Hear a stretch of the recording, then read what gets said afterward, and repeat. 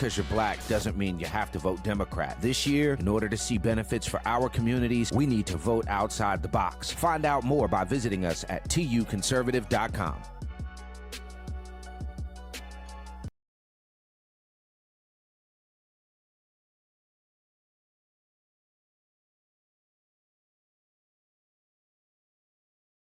This season of the Urban Conservative Podcast is brought to you by Newton for Senate, working to improve education, reduce taxes, and keep North Carolina #1 for business. Find out more at newtonforsenate.com.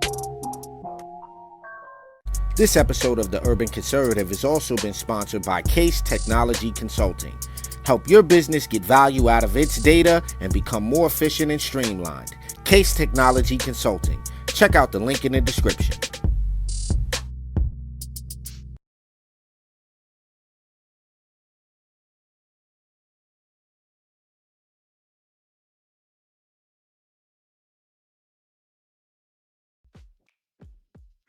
All right, ladies and gentlemen, you know what time it is. It's time for Top of the Morning, the best 30-minute morning show on the internet.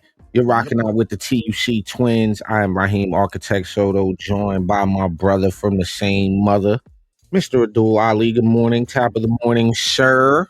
Top of the Miggy Figgy morning to you, sir.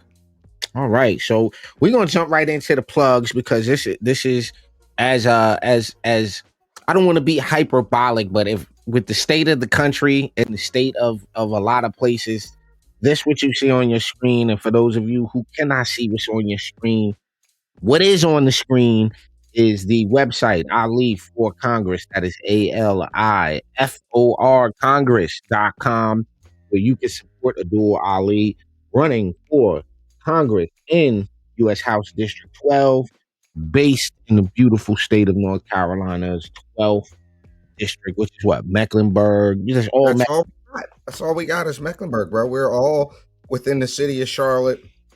Also, since we're in plug mode, I just got to let you ladies and gentlemen know that if you are in the Charlotte and surrounding area, we do have a campaign reception coming up on March 27th. We will be joined by Senator Paul Newton, who is the North Carolina State Senate Majority Leader, our RNC committee woman, Keisha Brassington, and a very exclusive guest coming down from New York. I don't even want to blow blow it for everybody now, but we got some very, very important folks coming down to support the campaign. You can find out more about that event by reaching out. Again, aliforcongress.com is the website that you can go to find out about that. I will also be joining the Moms for Liberty chapter on April 11th for the Mecklenburg chapter meeting. I'm really looking forward to that. It's going to be exciting. And this coming Thursday, I'll be the keynote speaker at the APO5 meetup at Sir Edmund Halley's in Charlotte. So yeah, bro, what's plugging is plugged. So we got the Pluggingtons out of the way. Right. Make sure you hit the like, follow, subscribe. We are on YouTube. Our new YouTube channel is at TUC Twins. We need everybody to head over to the YouTube channel. Hit us with a subscribe. Hit us with a like, all that good stuff. Get in the comment section. Let us know where you are watching from so we could give you a shout out. And since we're in plug mode and we're plugging away, ladies and gentlemen, this is a general election year. So make sure you are registered to vote. Make sure you think before you vote. Yeah. It is extremely important that we get good folks elected. So shouts out to all of the candidates here in Suffolk County and in New York that are running on our beautiful Republican ticket. So we're going to start off with this whole Fat Joe thing. And the reason we're starting off with the Fat Joe thing is two things. You said this yesterday or was it earlier? Well, I think it was yesterday you said it. And it was like, yo, you built your career off of being the drug dealer that everyone feared. You built your whole hip hop career off of, you know, and I'm the roughest, toughest drug dealingest, kilo smoothing, like, you know what I'm saying? Like, I murdered the whole hood. I'm not the guy. If somebody, whatever, you built your whole career on that. But I want to share this. Because this is in his own words. Let me get this screen up here. Oh, it is up there. Okay. So this is what he said. Fat Joe says he lied in 95% of his songs. I'm a family man, okay? You couldn't build a jail high enough for the lyrics I've said on songs which are all untrue. That's what he said. I didn't say he said it. That's what he said. He said, while speaking on Gayle King and Charles Barkley on the premiere of CNN's King Charles on Thursday about Young Thug's current RICO trial, the What's Love musician 53 came to his defense as he called the use of the musician's lyrics against him on his trial horrible and a travesty. I don't think he knows what a travesty is, but okay. I've been rapping professionally for 30 years and I've lied in almost 95% of my songs. I'm being honest. I write like I feel that day and I'm just being creative. You couldn't build the jail high enough for the lyrics I've said on songs, which are all untrue. He further explained that the lyrics aren't representative of who he is as a person. What I am is a family man, someone who gives back to his community all the time. But here's my issue, and I have this issue with a lot of people in hip hop. I love hip hop culture, but dudes like this, right? And this is part of the problem. I dislike Trump. I'm not voting for him. Not now, not never. But once again, I'm not a Trumper. I dislike Trump. I'm not voting for him. Not now, not never. But once again. So now if you ask him, have you ever met Donald Trump? He's going to probably say no. Right. Probably going to say no. Never met the guy. Never met him. So the issue that I take with this and other rappers, and I'll be more specific, and not even rappers, but other people in the entertainment industry, people like Dame Dash and a couple of other people, is because they forget how much destruction they've sold to the community to become rich. They forget that. I mean, I couldn't tell you how many people are on dialysis because of popping Armadale vodka.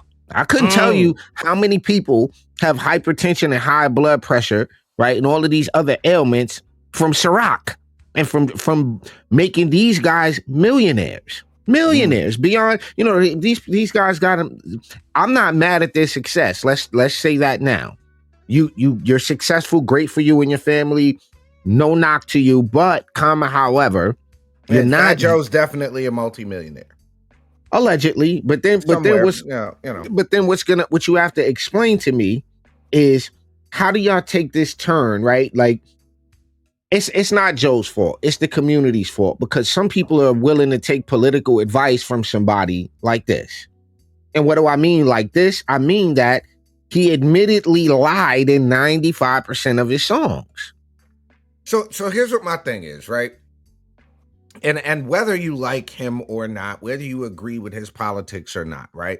We're not talking about the same caliber of entertainer going into politics as we are, let's say, a Harry Belafonte, right? We're not talking about somebody who's made themselves really hyper aware and educated on the issues, because there's no way you could be educated on the issues and then go, I'm not voting for Trump. But that's what I'm saying. So at the end of the day, it's like, he's just worried about, he's so caught up in what the community is going to say that he's came out endorsing Trump, or that he don't have anything bad to say about Trump. He's that worried about the community's reaction. Like, that's how worried he is, which is, to me, ridiculous. I think that's a problem, because you can't tell me you're doing better now under this economy. That just ain't a fact. It's just not. Well, here's the interesting thing about this, because TMZ is reporting this, that Fat Joe was rubbing elbows with top politicians, specifically Vice President Kamala Harris, and he's sharing his solutions for some of the country's greatest issues. The outspoken rapper met up with VP on Friday and led a panel regarding criminal justice reform, featuring Kentucky Governor Andy Beshear and White House Director of the Office of Public Engagement, Stephen Benjamin. The conversation, which featured few other prominent criminal justice advocates and 3 recipients of marijuana-related pardons, lasted about an hour. What do you think they were able to get accomplished in an hour? A lot of photo ops. And see, what the thing is, the thing is this. Me, and now I'm speaking personally, and y'all can take this as an ad hominem attack if you want, because maybe it is. But I don't take anyone serious that is drawing their facial hair on. I just don't. I just don't take someone serious. When you start penciling in your face, When you getting face hair tattoos and you're like drawing it on your face, I can't do it, bro. I just can't do it. And But you're not gonna one last not thing on gonna this tell me Fat this Joe is thing. real hair on his face. You're not. You're not gonna tell me that's not sprayed on face hair. You're not. I have an issue with that. Like you're just not gonna tell me that's not that. All right, real quick. Do you think he knows who he's talking to in this picture right here? Do you think he has any idea who he's talking to? Listen, not only does he not know who he's talking to, but he needs to work on the tailor. Like all the money you have in jewelry and all the money you have in Rolexes and all of that, you need to see a tailor and get that suit tailored to fit, sir. The tie game is terrible. The shirts. I mean, again, this is just an observation. I don't hate Fat Joe. You know, all the way up and lean back and lean. Like I love all them songs too. Yeah, I love them songs for the record. But now I can't take you serious. You said you was lying, sir. You said you was lying. For the record, though, all things considered, bro, when Dre was little and I used to get his diaper, change his diaper, that was the song that I would sing to him. It's time to change your diaper, so lean back. To this day, he'll tell you that's his diaper change song. He'll never forget it. Ladies and gentlemen, you are checking out Top of the Morning here on the Urban Conservative. We got a couple of more things to cover. We'll be right back after this quick commercial break. Y'all don't go nowhere. Who are in our country illegally cast a ballot, it takes the power of your vote away. Visit onlycitizens.vote to find out how you can contact your legislature and get them to pass a citizens-only voting amendment. Again, visit onlycitizens.vote and defend your right to vote. Because you're black doesn't mean you have to vote Democrat. This year, in order to see benefits for our communities, we need to vote outside the box. Find out more by visiting us at tuconservative.com. All right, ladies and gentlemen, you are tapped in with Top of the Morning, the best 30-minute morning show rocking out on the interwebs, as it were. You're joined by the TUC twins. You're either watching on Facebook or YouTube or X.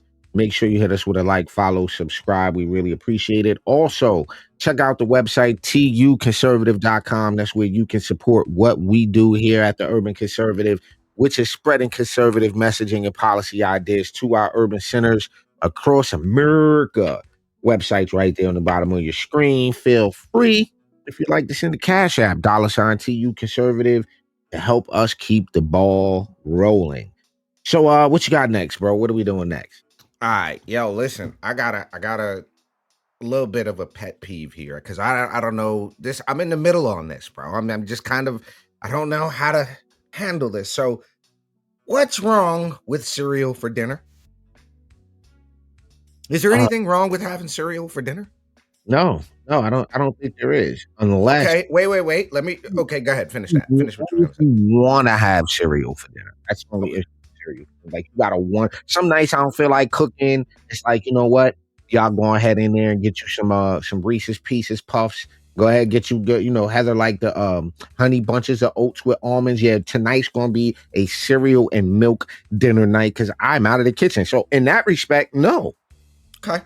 So the conversation around healthy living and financial wellness has, and I shudder to use the word, intersected more frequently than ever, especially in the context of rising food prices and economic challenges.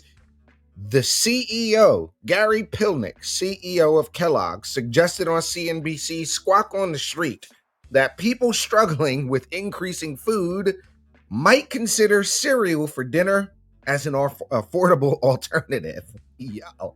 So you want me to eat some red number 5, yellow 11, pink purple? You want me to just have a bowl of sugar for dinner is what you're suggesting? Because what? Yo, here's my problem though, bro. Here's my problem. I don't know if you noticed this, and ladies and gentlemen, y'all might have noticed this. When you're walking through the Harris Teeter, the Food Lion, the ShopRite, wherever it is you shop, you'll notice that the front of the box of cereal looks the same. It looks like the size of the box of cereal hasn't changed. However, when you slide that dadgum box of cereal sideways, you'll notice it's a whole lot thinner. So these people are getting way more money for way less cereal. It's not like we're getting more cereal for the buck. And then what used to be a regular size box of cereal is now called a family size box of cereal. Like, you see that, bro? Like, what is happening here? Biden inflation, bro. Biden. $5 for a box of cereal, bro. Yeah, $5. I don't know what like a family of two.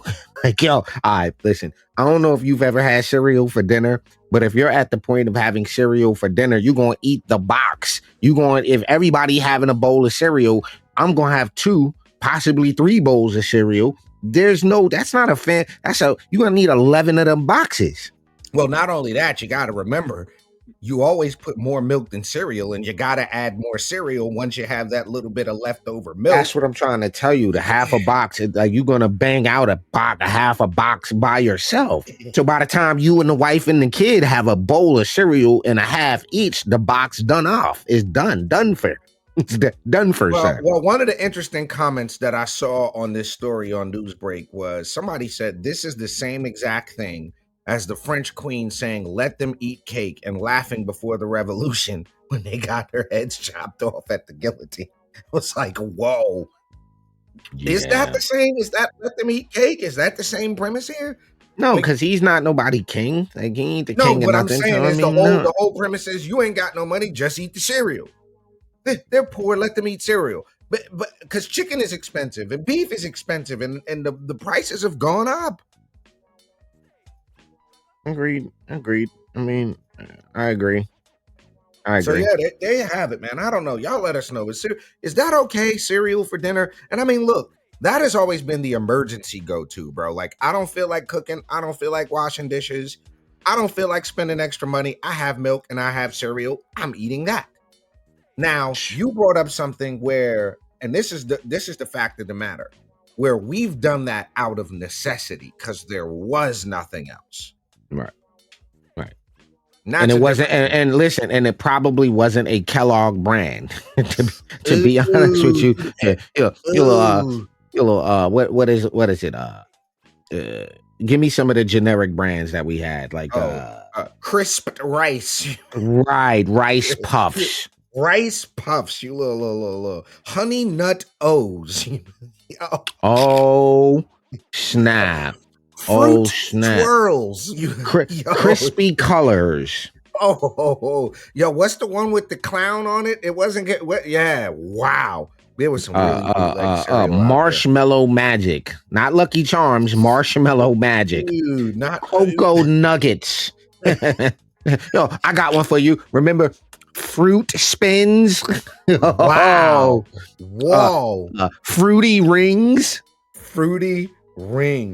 Hold on. Now you got me looking. Bunch of cinnamon squares. Wow. Yo, they have, instead of tricks, they have pranks. Oh, no. Cereal balls. Circus balls. Not Cookie Crisp. Cookies. KOOKIES. Are you serious? Cookies. Nah, I'm dead serious. Have you done any of those? Wait, let me see.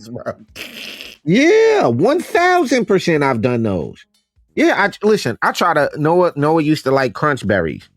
Okay. I try to walk in the house with them Berry Colossal Crunch. He ate like 2 spoons of that and was like, "This ain't good. This is not Captain Crunch. This ain't it." I was like, this ain't that. Nah, I've done the frosted mini spooners. Now those aren't too bad because it's just wheat and it's wheat. Now I disagree with the premise that they all come off the same assembly line. No, sir, they don't. Nah, them ingredients ain't that something ain't whipped up together correctly. I mean, to be honest, these are probably a little healthier because they got less of the chemicals in them. So I mean, I can't imagine they're healthy in any respect, but in that honey and oat blenders, nah, I'm gonna go ahead and get that honey bunches of oat with almond. And I tried to eat what was it? Fruity Pebbles a few months ago. Maybe it might have been a year ago. I tried to have Fruity Pebbles. Yeah. I gagged in my mouth. So I was I'm at the age now where the only cereal I eat is Cheerios, bro. And the only reason we eating the Cheerios because it say heart healthy. That's all. We looking at it like that. I didn't put that on there. I probably would need it. Like, yeah, this can lower your cholesterol. Like, not that I have ridiculous cholesterol, but I'm gonna go ahead and eat this because I got the heart thing on it. So look, with 10 minutes left in the show, are we doing the bloodbath thing? Are we going to talk about the bloodbath? Yeah, we're going to talk about the bloodbath thing. We're going to take a quick commercial break. We'll be right back here with this last segment. Right here on Top of the Morning on the Urban Conservative. Stay tuned, folks.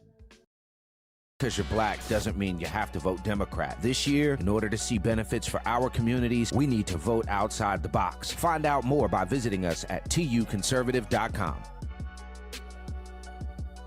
Who are in our country illegally cast a ballot, it takes the power of your vote away. Visit onlycitizens.vote to find out how you can contact your legislature and get them to pass a citizens-only voting amendment. Again, visit onlycitizens.vote and defend your right to vote. All right, ladies and gentlemen, you tapped in with the Urban Conservative for Top of the Morning right here on our beautiful Monday, March 18th, 2024. Hope everyone is doing well. All right, so I mean, the news cycle is the news cycle, bro. Let's get the cereal off of here. This is what it is. Donald Trump said, and do we have his speech pulled up? What he said? No, I don't have it pulled up, but I can.